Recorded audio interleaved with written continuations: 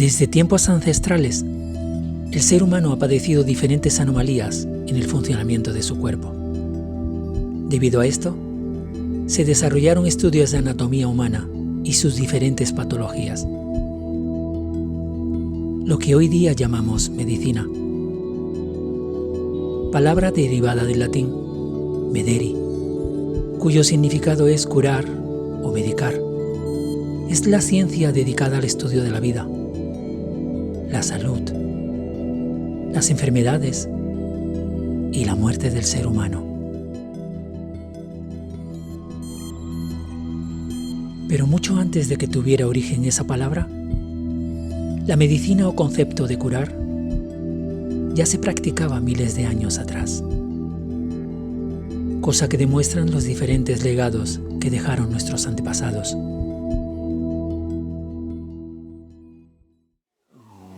Mucho conocimiento que me han impartido mis abuelos, ¿no? Los abuelos, y siempre recurro a ellos para consultar. El principal propósito, digamos, de mi trabajo es la sanación. Mi especialidad es medicina biológica y homotoxicología, una de las ramas de las medicinas integrativas u holísticas, como se llaman en la actualidad. La medicina de lo que nosotros aplicamos acá en la selva peruana, ¿no? Pues definitivamente los mejores maestros están en la selva y los mejores de los mejores son los que no tienen casi contacto con la civilización. Hay una medicina que puede evitar cualquier enfermedad y que puede resolver casi todos los problemas de salud en la medida en que no esté demasiado destruido el sistema inmunológico de la persona. La curación significa volver a renacer en la conciencia, en el pensamiento. Y como hablamos, estas medicinas son solares, son medicinas de luz. Para cada enfermedad hay una planta medicinal. Y gracias a esta coca le pueden operar sin dolor. Mi trabajo es primero hacen limpieza, todo lo que es mal energía, mal espíritu. Para sanar este tipo de pensamientos que ya vienen distorsionados, hacemos la sanación natural. También curamos el alma, porque la persona, el paciente que viene, puede estar físicamente sano, pero está enfermo del alma. Se van al médico muchas veces y el médico no les encuentra nada. Muchas personas a veces lo que necesitan es un poco de amor, un poco de comprensión. Las diversas prácticas del conocimiento ancestral, desde el proceso alimentario hasta los procesos de sanarnos o curarnos. Es impresionante la energía con la cual nosotros vivimos en el desierto. Pedirle permiso a la madre naturaleza, a sus elementales. Simplemente es una conexión con esto, con la tierra, con el agua, con este aire que te nutre, que te alimenta. En la actualidad, numerosas investigaciones revelan que la medicina existe desde hace miles de años. En unas excavaciones realizadas en Alsacia, se encontraron evidencias de supuestas cirugías craneales con más de 7.000 años de antigüedad. En las civilizaciones mesopotámicas se descubrió el código Hammurabi. Se trata de una recopilación de leyes y normas recogidas por el rey babilónico Hammurabi. Entre los muchos textos escritos, se trataba sobre la concepción sobrenatural de la enfermedad. Se decía que esta era un castigo divino impuesta por algunos demonios tras la ruptura de algún tabú. En tal caso, lo primero que tenía que hacer el médico era identificar cuál de los 6.000 posibles demonios era el causante del problema. Para ello se empleaban técnicas adivinatorias, como puede ser la posición de los astros, la visualización del vuelo de las aves o el estado del hígado de alguno de los animales que empleaban en sus búsquedas. A la enfermedad la llamaban Shertu. Esta palabra asiria también tiene el significado de impureza moral, pecado, ira divina o castigo. Durante la curación, Estas divinidades podrían ser invocadas a través de oraciones y se realizaban sacrificios para que se retirase la influencia y se permitiera la curación del enfermo. El diagnóstico de la enfermedad se detectaba a través de una serie de preguntas para determinar el origen del mal. ¿Has mentido? ¿Has engañado en el peso de la balanza? ¿Has enemistado al hijo contra el padre? Además de todo esto, en el código también se recogen datos de unas 250 plantas curativas, así como algunos minerales y sustancias de origen animal.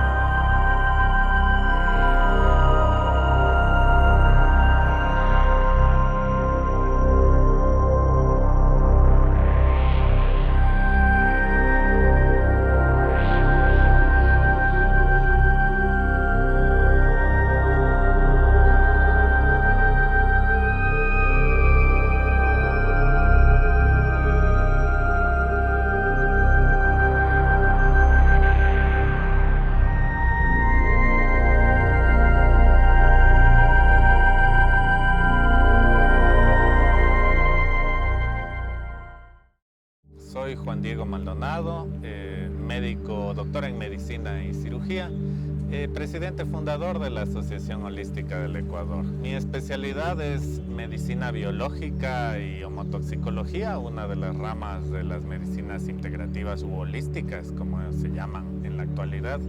Es un gusto trabajar y aplicar estas técnicas en el territorio ecuatoriano, puesto que Ecuador desde siempre, desde épocas ancestrales, ha sido un territorio de paso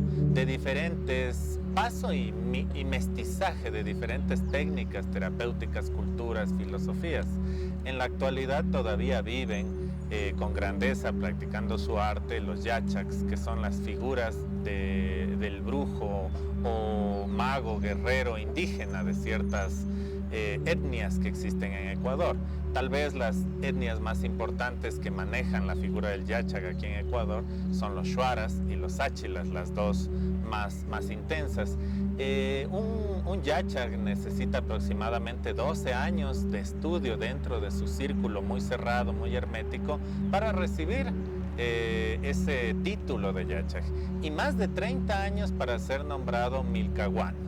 El milcahuano es el gran brujo, el gran curandero, el gran viejo sabio de un territorio mucho más grande. Generalmente estos milcahuanos dejan su bastón de poder de forma hereditaria. A su muerte, o cuando ya se avecina su muerte, pues elige uno nuevo dentro de este círculo de sabiduría. Una de las medicinas que nosotros agradecemos y agradecemos la palabra de los ancianos es la medicina de los murui, de los huitoto del Amazonas y de muchos pueblos de allá, que es el mambe y el ambil, o sea, la coca y el tabaco. Pero no son exactamente las plantas, dicen los ancianos. La clave no está en las plantas, sino en lo que produce por dentro, en los seres humanos. Una planta de por sí es una hoja, es una miel de tabaco, como la que tengo acá, que se saca un extracto de miel de tabaco y de coca. La coca es la palabra y el tabaco es el espíritu, palabra con espíritu. Si los seres humanos logramos una relación, unir el corazón, el pensamiento, la palabra y los actos, ya no estamos fragmentados, sino somos seres completos. Por eso a un líder en la comunidad se le entrega un bastón cuando él logra una coherencia entre su corazón, su pensamiento, su palabra y sus actos. Mi trabajo con la medicina, uno de los puntos básicos del trabajo es ayudar a la gente a retomar conciencia de sí mismo, de las cosas más básicas, de poder sentir su cuerpo, de darse cuenta de que ahí hay un cuerpo, que no es una cosa, que no es un coche que poseo, ¿sí? Yo a veces a la gente le digo, cambia la palabra, deja de hablar de mi cuerpo y comienza a decir, soy un cuerpo, en vez de decir, tengo un cuerpo, por ejemplo. es devolver a la mente a su lugar. ¿Sí? La mente racionalista, cartesiana, se siente que la realidad es ella y el resto gira en torno a eso y bajarle la humildad a la mente, a darse cuenta que es una manifestación más de un ser, tanto como la manifestación emocional o física o espiritual, y que es necesaria. O sea, yo no me peleo con la mente ni me peleo con el ego, o sea, todo es lo que somos. A mí el problema es cuando parece no haber nada más que mente. Vengo en una preparación para convertirme en mujer medicina y mi propósito es ayudar a las mujeres a reencontrarse, porque estamos como muy embolatadas, diría yo, porque no nos reconocemos.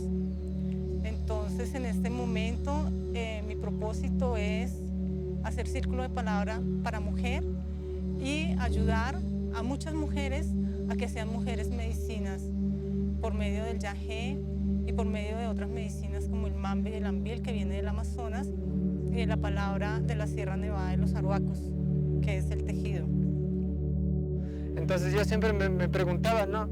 ¿Cómo los árboles crecen tan grandes? ¿Cómo si no están comiendo nada? ¿No? Y cómo todo este sistema se ha desarrollado así tan rápidamente, ¿no? O cómo un gorila es tan grande y tan fuerte, ¿no? Si no come nada de carne.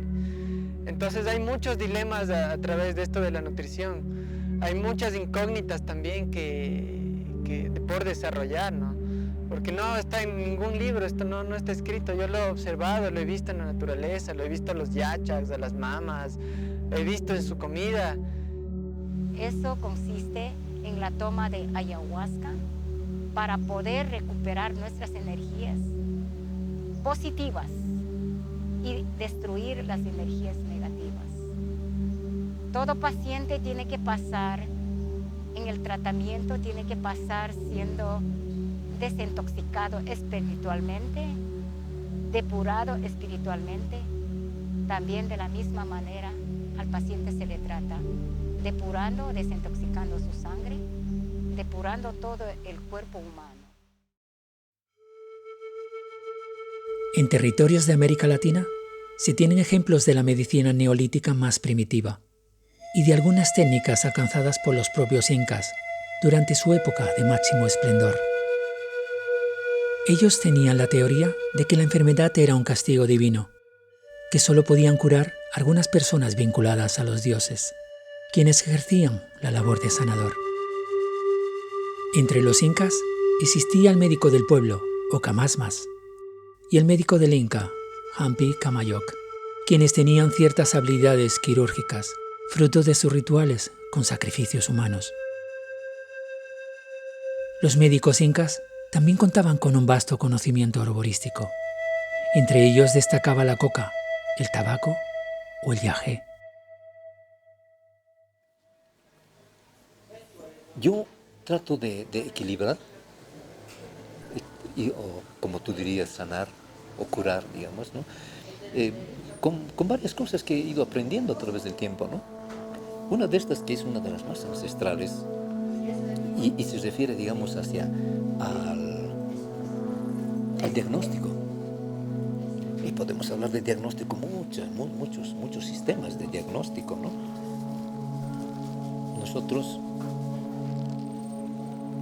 Nuestra cultura está muy ligada, ¿sabes?, a esta hojita, ¿no?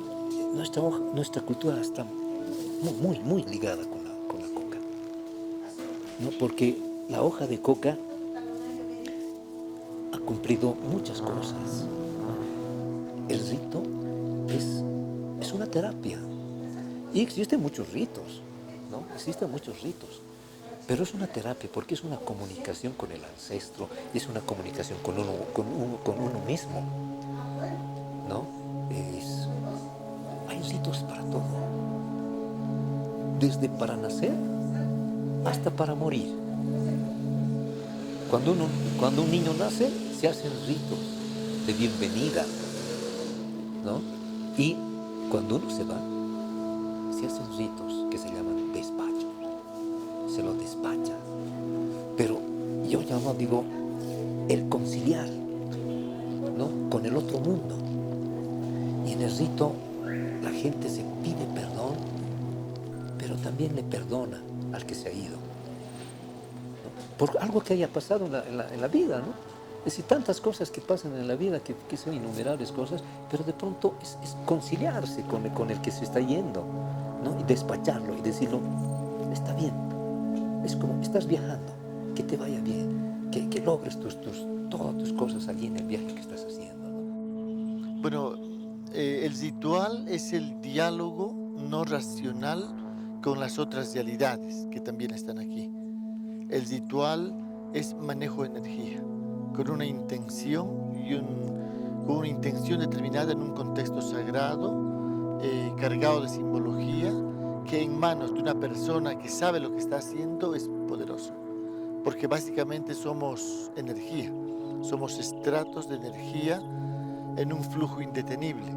El ritual es un abordaje intencional de eso y por ello puede actuar con fines terapéuticos y desde armonización. Es totalmente posible, pero para ello hace falta otro paradigma.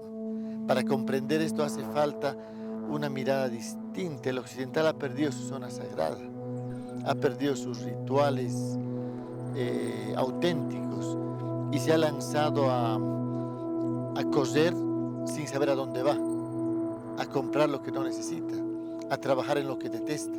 Y con eso ha creado las condiciones para vivir mal, que es lo que necesita este sistema, básicamente. El cáncer, las enfermedades degenerativas son un síntoma de que se está viviendo de espaldas a la vida.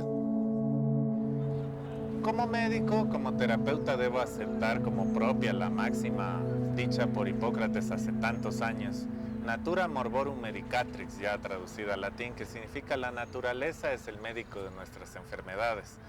No podemos cerrarnos, aun cuando la ciencia vaya de nuestra mano, en que la naturaleza es la fuente máxima de las medicinas para el ser humano y por ende tenemos que respetarla de esa forma.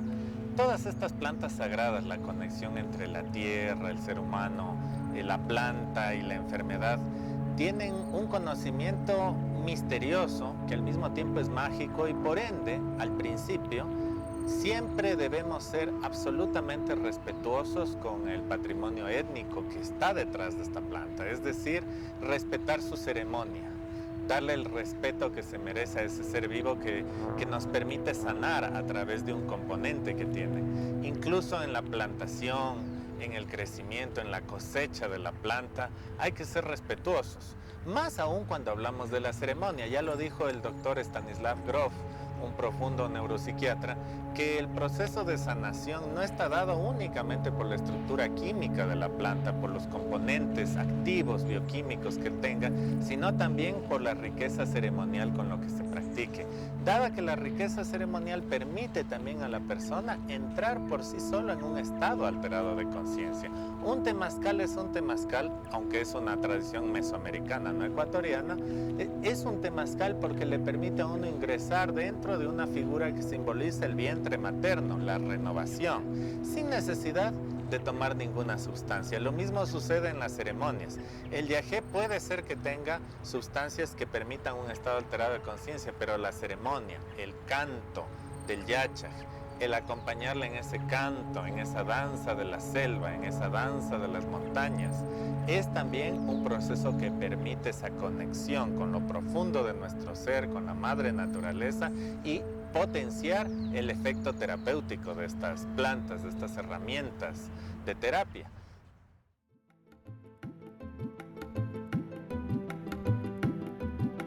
A diferencia de la medicina moderna, los grandes conocimientos que provienen del pasado muestran la enfermedad como algo que no tiene su origen en el cuerpo, sino en las conexiones del alma o energías externas que pueden acceder al mismo.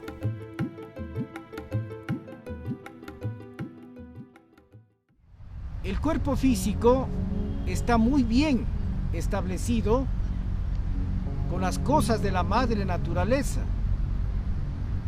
con la Pachamama, desde las plantas, las piedras, la propia agua,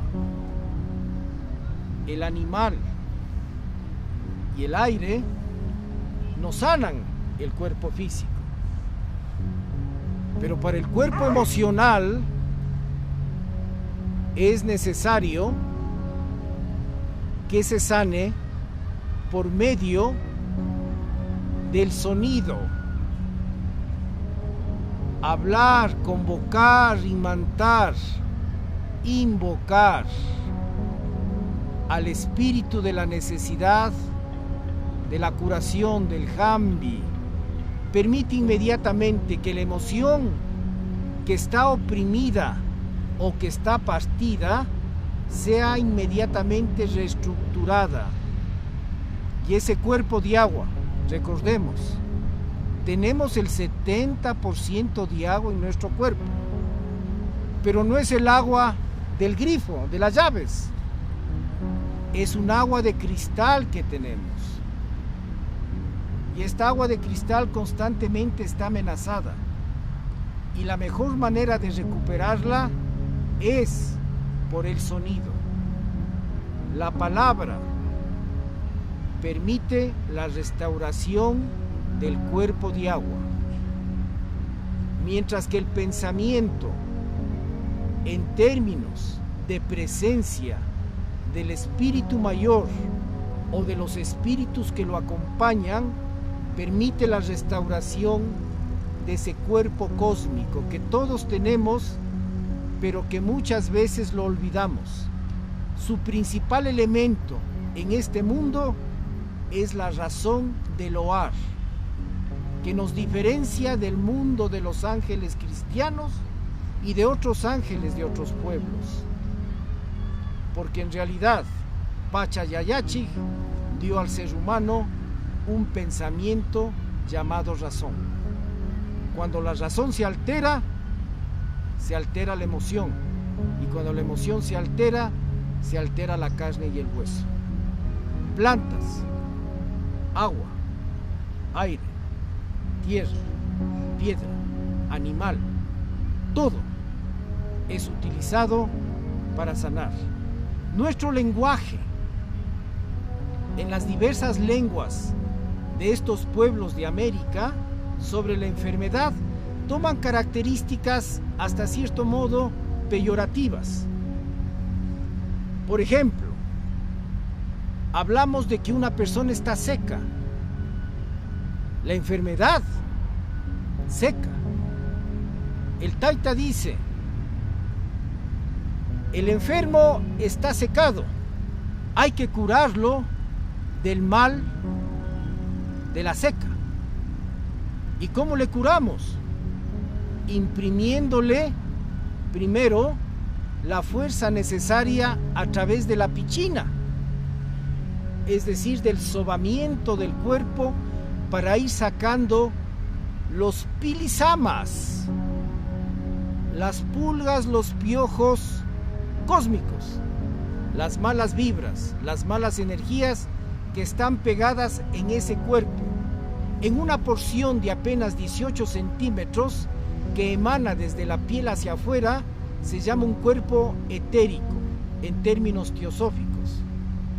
Esos 18 centímetros prácticamente están oscurecidos. Cuando se trabaja con la corteza para ver lo que nosotros llamamos el samapuyo, es decir, es aura, el Taita, el curador, el micaguano, el hombre medicina, mira a través de la corteza con el fuego encendido cómo es aura. Está impregnada de larvas, está huequeada, se ve cómo sale la energía como si fuera hemorragia y el cuerpo se está secando. El cuerpo biológico se agotó y se está aniquilando. Los huesos y los músculos ya no funcionan. No es calcio, es el mal espíritu que se está comiendo el cuerpo. Y las emociones están oscurecidas. Hay que pronunciar las palabras mientras se limpia, se pronuncia, mientras se sopla, mientras se humea, mientras se da el espejiramiento, el ser humano se lo habla, se pronuncian las palabras sagradas y el cuerpo de agua empieza a restituirse y va mandando la energía a ese cuerpo físico. El músculo y el hueso, la carne y el ligamento, el órgano y el sistema empiezan a tener energía. Y el enemigo, el mal espíritu, el espíritu de la enfermedad, empieza a salir. Y el que sabe mirar, encuentra cómo se va. Y se encuentra cuando se pone una vela alrededor del cuerpo y la vela empieza a negrear. Es impresionante aquello. ¿Cómo visualiza el holismo a la salud-enfermedad? Pues ese proceso, ese desbalance entre estar sano y estar enfermo lo visualizamos nosotros, y alguna vez lo he escrito en uno de mis libros, como el triángulo biopsicoambiental. Hace décadas era un triángulo biopsicosocial, pero en la actualidad no podríamos decir solo social, porque el triángulo biopsicoambiental engloba también a la naturaleza, al entorno, que nos damos cuenta lo importante y vital que es para nosotros. Este triángulo está formado obviamente por tres lados: un lado biológico, el cual representa esas enfermedades que tienen un componente evidentemente celular, un componente muy biológico, como una apendicitis, una fractura de un hueso. Pero también el otro lado del triángulo visualiza las enfermedades que tienen un origen psicológico, un origen en las emociones, en el pensamiento, en los sentimientos, muy importantes, que en ciertos países está tomando cada vez más importancia ese componente de la salud mental. Además de esto, tenemos el lado del entorno, el lado ambiental. Cómo el entorno nutricional, el entorno social, el entorno natural puede afectar en el proceso de generar enfermedades. Por ende, entraríamos en una deducción muy clásica, entendiendo que las enfermedades tienen un origen biológico, un origen psicológico y un origen ambiental. Cualquiera de esos puede estar produciendo alguna enfermedad, pero una vez que se produce esta enfermedad y no la logramos corregir en el momento adecuado, puede ir dinámicamente ese triángulo rotando, y una enfermedad que era solo de origen físico puede afectar al componente psicológico y luego al entorno, o una enfermedad de origen muy psicológico afectar al entorno y luego al componente físico, etc. Por ende, en la medicina holística lo que se trata es de sino entrar en análisis correcto de todos estos componentes para de esa forma enfrentar por todos los vértices del proceso al verdadero problema de enfermedad y obtener la sanación, que es muy diferente a la curación.